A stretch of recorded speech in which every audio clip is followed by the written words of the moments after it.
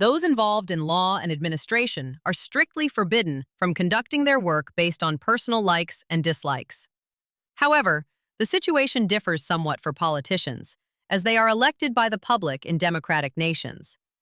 Politicians gain popular support by openly expressing their own values. While politicians attempt to implement policies aligned with their preferences, these initiatives must pass through the filters of the legal system and the bureaucracy. The law is built upon accumulation of precedents, and while administration operates within the legal framework, it also requires specialized knowledge and technical expertise, distinct from the law itself.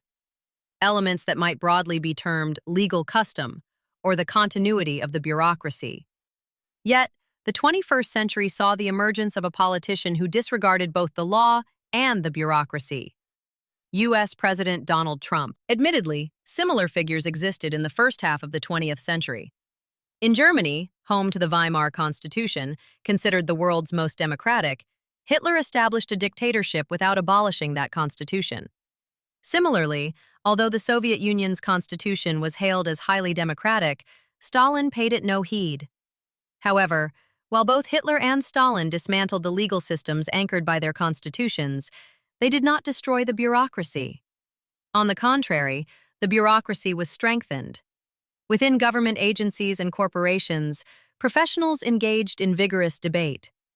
This enabled both Germany and the Soviet Union to recover from the devastation of defeat and revolution, ultimately becoming leading industrial powers. In contrast, the current U.S. President Trump has bypassed or dismantled the bureaucracy, disregarding legal traditions and administrative expertise.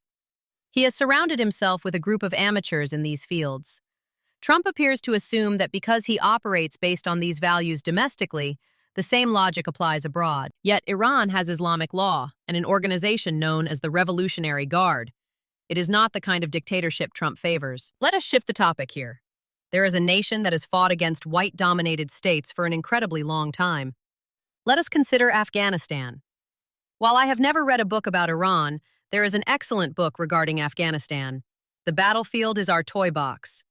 Senjo wa Bokura no Omochabako by Takashi Togo.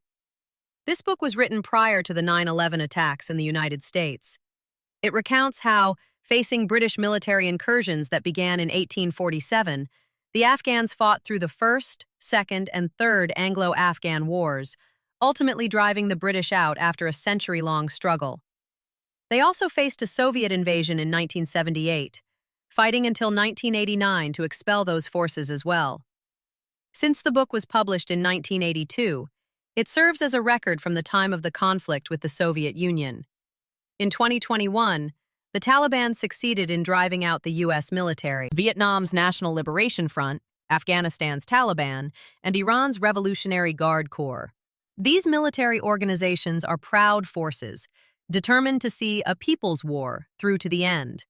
Because they employ tactics akin to guerrilla warfare, the U.S. regular military, while unlikely to suffer outright defeat, finds itself unable to achieve victory.